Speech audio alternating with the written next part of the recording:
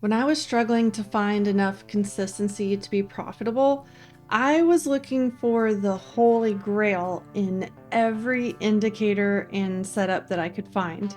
And then I couldn't find any trade ideas at all in all of the mess. So one day I finally gave up on all of the indicators and I stripped my charts down to their bare naked selves, and I challenged myself to add only what I really felt that I was flying blind without. And it was a lot less than I thought it would be.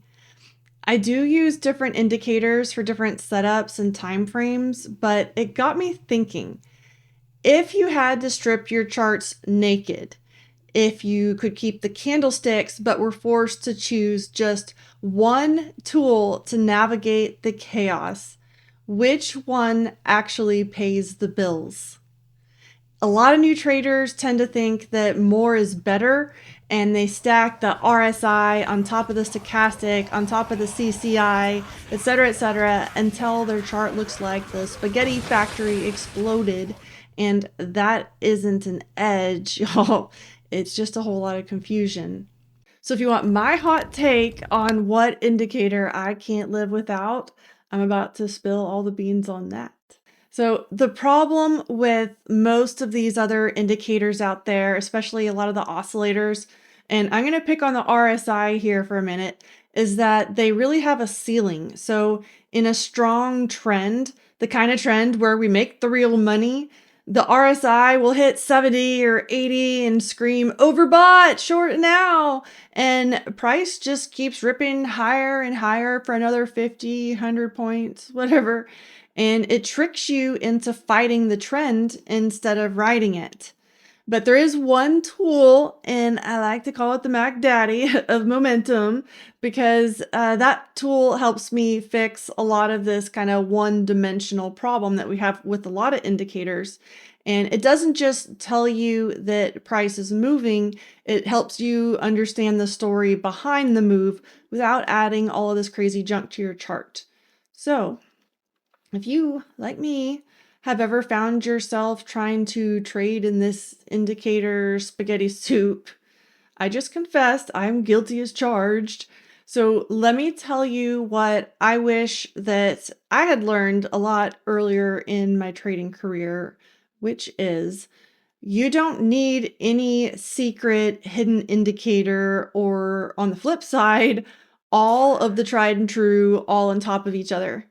There are a lot of really great traders out there, and these guys are making a really great living by just using a free indicator or two, which is really just more proof that you don't need to send any furu guru any of your money for special courses or any of that other nonsense. So like I said, all this made me think, if I could only trade with one indicator, what would it be? Which indicator would be this mystical, magical, holy grail of indicators? And for me, it's just a simple MACD.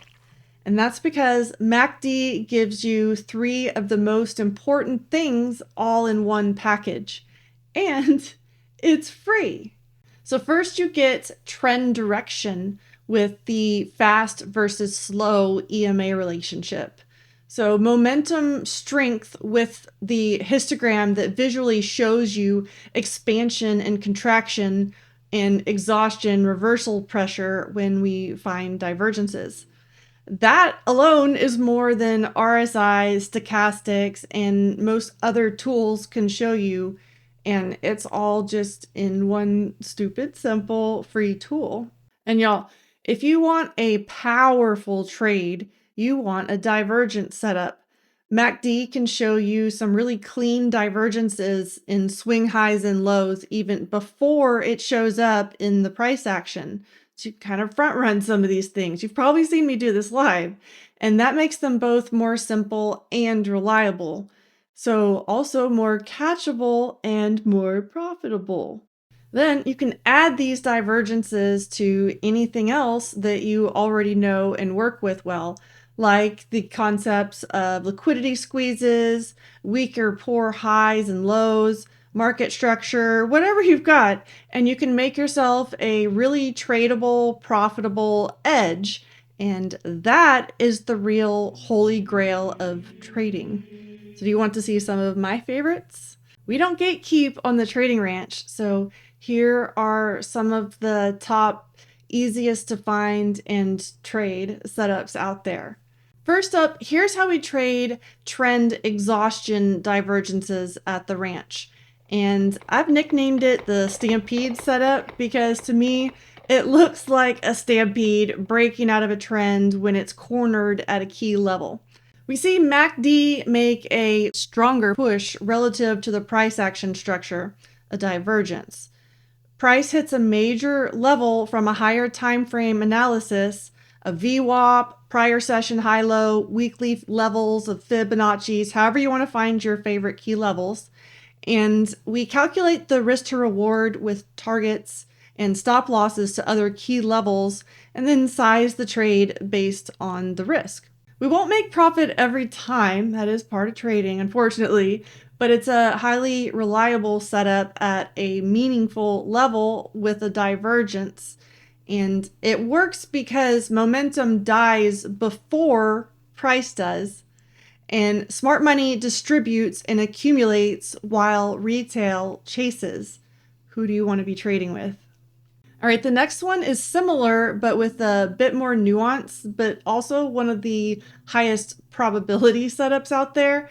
And I think of it like a liquidity lasso setup where the market takes out a swing high or low, not just any key level, but a key session or previous session's high or low. It tends to look chaotic with an immediate rejection wick and some high volume. And what we're watching for is the MACD divergence again at that high or low, where the quick volume spike shows institutional orders being filled really quickly, which takes that position out of the market, and with it, the momentum. When the momentum fails, we get a reversal. And lastly, my all-time favorite is so simple that it can leave you trying to overtrade it. But let's call this one the beans and biscuit trade because it's basic, reliable, but also filling, if you know what I mean. In this third setup, we're watching for a divergence to set up on a higher time frame than we typically trade on. So for me, that's usually the 30-minute or the hourly. When we see a divergence set up between the highs and lows, we then look for price to compress.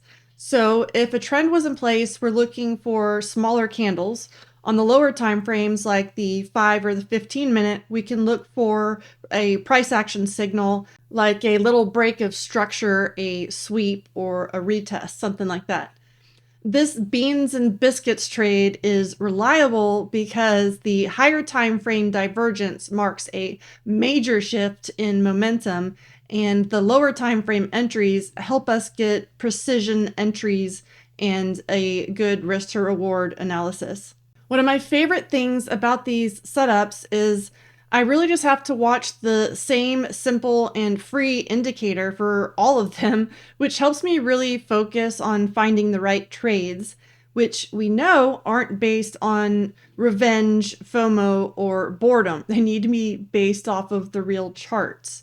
So after I'm watching all these things, then I can confirm with other skills that I've been developing and will continue to develop, like price action, structure, other key levels, order flow, whatever it is, to really amp these trades up. This market can be tricky, and having a few different lenses to look at those key areas in the market can help me make the most of my trading sessions. Some lenses help me see a wider picture and some help me zoom in, but the old saying, keep it simple, stupid, is tried and true for a reason. Simplicity helps us focus and optimize our efforts and our outcome. All right, y'all, let me know which indicator or indicators you're kicking off your charts, along with which one indicator, one, you can't trade without. If this video helped you clear some of the chaos, do me a favor and whack that like and subscribe button, maybe the notification button too. And so, all right, so you've got the MACD for your entry signal, but that entry is useless without a map. So if you want to know exactly where I'm looking for these setups, you'll need to watch this video on key levels. It's the missing piece to the puzzle for some of y'all. All right, I will see you there. Love you. Bye.